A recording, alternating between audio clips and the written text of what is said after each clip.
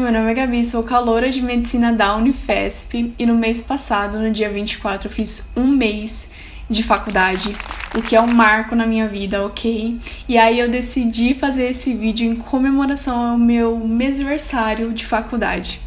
A gente vai bater um papo sobre como está sendo fazer medicina na Unifesp. Eu montei o meu roteiro com base nas perguntas de vocês, que eu abri uma caixinha lá no meu Instagram e tudo mais, isso já faz um tempo. E aí, enfim, eu só queria deixar aqui os meus agradecimentos para quem mandou perguntas lá, me ajudou muito a fazer o roteiro desse vídeo. E é isso, gente, vamos pro vídeo logo. Eu vou começar falando um pouquinho da minha rotina pra vocês. Eu tenho aula de segunda a sexta, das 8 da manhã às 18 da noite. E geralmente são 4 aulas por dia, com exceção de terça-feira, que são 2 aulas. A gente tem 4 aulas por dia, mas cada aula tem 2 horas de duração. Então, assim, é de morrer, cara. De morrer, de verdade. Tem professor que libera a gente mais cedo, tipo uns 30 minutinhos mais cedo, e juro, gente, a felicidade é muito grande. A gente tem vontade de soltar fogos de artifício quando isso acontece, porque ficar 2 horas enfiado numa sala de aula, tendo aula sobre um determinado tema, é de morrer, é desesperador, de verdade. E aí de terça-feira eu sou liberada no almoço, que eu tenho 2 aulas, né, então eu saio meio-dia, e o nosso almoço também é de 2 horas, das meio-dia às 2 da tarde, o que seria uma maravilha se eu não tivesse que estudar também no almoço. Mas enfim, partindo para as aulas. No início da semana, geralmente a gente tem aula teórica e no final da semana, geralmente a gente tem aula prática. As nossas aulas não são fixas, mas geralmente é isso. Nas aulas práticas, a gente tem tanto o laboratório de anatomia, né, que a gente vê neuronato também lá, quanto a microscopia, que aí a gente vai para o laboratório que tem o microscópio e tudo mais.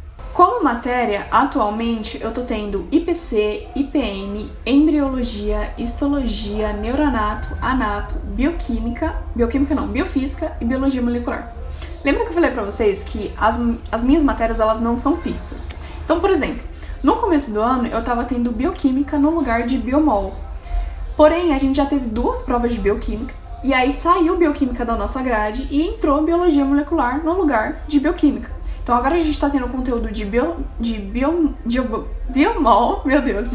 no lugar de bioquímica pra fazer a prova. E depois da prova, provavelmente bioquímica vai voltar pra nossa rotina. Então, tipo assim, é um pouco confuso, mas é sobrevivível, A minha matéria favorita de longe é IPM, que é Iniciação de Práticas Médicas. Porque essa matéria, ela basicamente vai levar a gente pro hospital, de vez em quando, uma vez por mês, mais ou menos. E aí a gente faz um relatório depois. E aí tem palestras, enfim, outras coisas que acontecem quando a gente não vai fazer visita no hospital. Então, por exemplo, essas visitas, elas são bem esporádicas, elas só acontecem uma vez por mês, mais ou menos. E a gente é dividido em duplas, e cada dupla vai ser separado para uma especialidade diferente. Anestésio, infectologia pediátrica, hemodiálise, esse tipo de coisa. É tudo sorteio, com base no sorteio, então você não acaba escolhendo nada. E aí a gente vai lá, geralmente fica das 8 às meio-dia, de uma quinta-feira, por exemplo. E aí depois a gente faz um relatório do que a gente viu, do que a gente fez e tudo mais. Tem todo um roteiro para fazer esse relatório. Mas não é nada de outro mundo.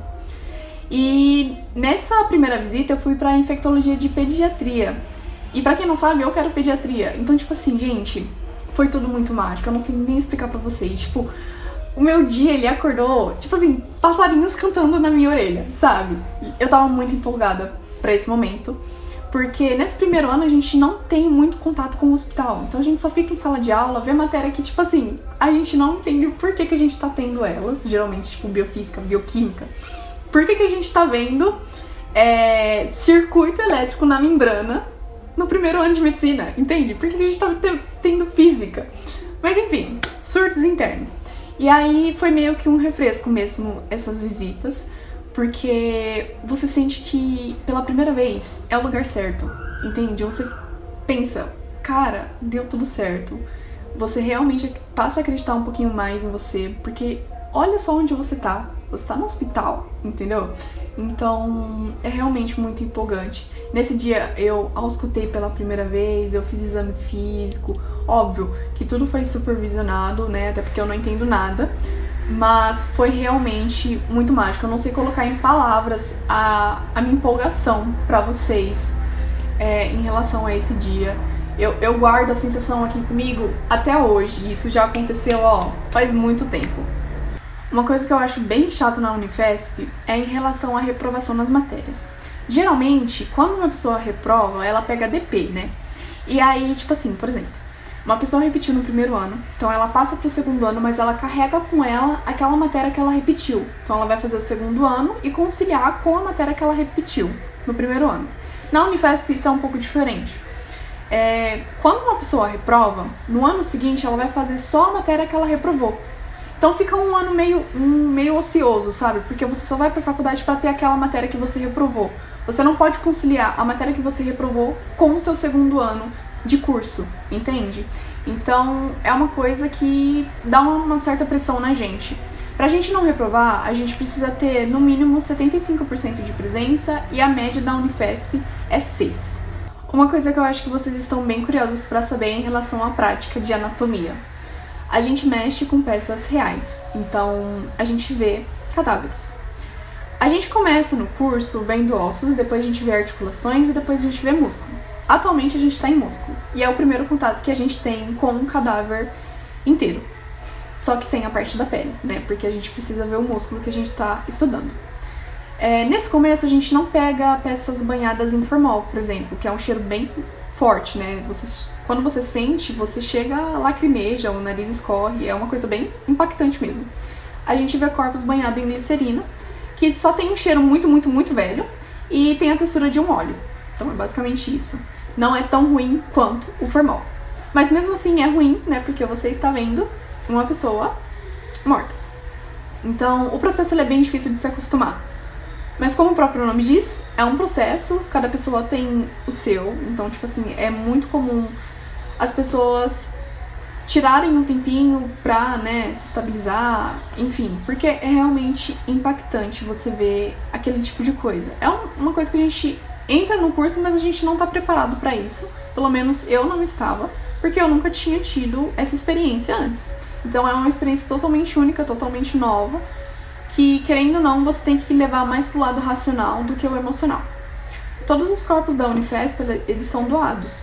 Então, a pessoa em vida, ela tem que assinar um termo dizendo que quer doar o corpo dela para estudo. E, graças a isso, a gente tem corpos pra gente aprender a ver o funcionamento do corpo como ele é, e não só em bonecos, né? Na verdade, a gente nem vê bonecos, gente. Então, a gente só vê corpos reais mesmo. O que, pra mim, particularmente, é uma baita vantagem. Quando eu prestei a Unifesp e as outras escolas também, outras universidades, isso foi um critério que eu levei em consideração, sabe?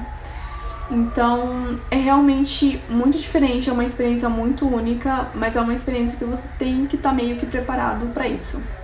Mas tá tudo bem passar mal, ou então ficar pensativo sobre isso, ou então ficar meio assim, tipo, será que eu vou conseguir? Será que isso vai ser um impasse pra mim ou não? Tá tudo bem, eu acho que todo mundo pensa isso. E eu tô há 2 meses na faculdade e eu ainda não me acostumei, ainda é muito impactante pra mim. Então, geralmente essas aulas de anato ocorrem em dobradinhas e geralmente é sempre antes do almoço, então é um impacto mais forte ainda porque você tem que ver aquilo e comer depois, então, tipo assim, piora toda a situação, entende? Atualmente eu tenho processos de estudos diferentes para cada matéria, porque isso também depende se o professor disponibiliza os slides dele ou não, porque tem isso também, tem professor que não deixa tirar foto do slide e também não disponibiliza ele. Então, tipo assim, por exemplo, em biofísica eu gosto muito de ler o material de apoio que o professor disponibiliza, porque é a cópia do que ele fala em aula. Já em embriologia eu estudo pelos slides, porque a prova dela é o que também ela fala em aula, é o que ela mostra em aula, não foge disso.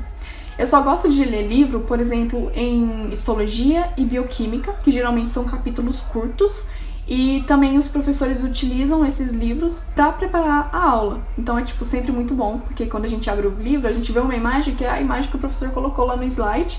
Então, tipo assim, é ótimo. Então você tem que ter esse manejo de tipo assim, estudar para biofísica não é a mesma coisa que estudar para embriologia, que também não é a mesma coisa que estudar para bioquímica, que também não é a mesma coisa para estudar para anato, neuranato, e enfim, para as outras matérias que você vai ter. Me perguntaram se a rotina era o que eu esperava e meio que mais ou menos. Eu meio que subestimei o transporte público. O que me mata mesmo, o que me cansa na minha rotina é o transporte público, gente. Eu pego quase 2 horas de metrô pra ir e 2 horas de metrô pra voltar. Eu não tenho condições financeiras de morar perto da faculdade, infelizmente, porque essas 2 horas, elas poderiam ser convertidas em qualidade de vida, o que eu não tô tendo. Então, tipo assim, é realmente muito estressante. Eu saio da faculdade, eu não tô nem cansada, mas quando eu pego quase 2 horas de transporte público, eu chego em casa, assim, em um nível de cansaço que eu não sei explicar pra vocês. Só quem pega transporte público vai me entender. O transporte público, ele cansa o pobre. Então, tipo assim, essa parte não tá sendo muito legal, não tá sendo nada agradável. Mas assim, de resto, tá sendo tudo o que eu sempre sonhei. Óbvio que tem surtos aqui e ali, reclamações aqui e ali. Sim, e isso faz parte de, tipo assim, todas as fases das nossas vidas. Mas, assim, é realmente viver um sonho e é muito espetacular. Veio aí a famosa pergunta: a faculdade é mais difícil que o cursinho? Gente, particularmente, eu não acho. Porque no cursinho a gente tem que lidar muito com a incerteza e com a pressão da família, a pressão que nós mesmos colocamos, né, na gente, e pressão de certos amigos, enfim. Então, quando a gente remove esse fator da equação, alivia muito. De verdade, você tira um peso enorme das suas costas. Porque você não vai estar preocupado em, tipo assim, ai meu Deus, será que eu vou entrar na faculdade esse ano? Ou será que eu vou ter que me planejar para mais um ano de cursinho? Ou será que eu vou ter que desistir da faculdade, né? Que nem é o caso de muitas pessoas. Então não tem isso. Então assim, tem momentos, que nem eu falei pra vocês, tem momentos de muitos surtos, tem momentos de muitas dificuldades. É um processo cansativo, principalmente se você morar longe da faculdade. Envolve muitos fatores. Mas é muito gratificante você levantar cedo de manhã e sair pra ir pra faculdade e não para o cursinho, entende? Então assim, de resto, é um pouco do mesmo, entendeu? Você vai ter que sair de casa pra ir pro cursinho, você vai ter que sair de casa pra ir pra faculdade também. Você vai ter métodos de estudos diferentes no cursinho, provavelmente na faculdade você também vai ter. Então, tipo assim, o conteúdo, a bagagem de estudos, ela meio que continua. Saem alguns fatores que nem eu falei pra vocês, que nem a incerteza, a pressão, e entra outros também.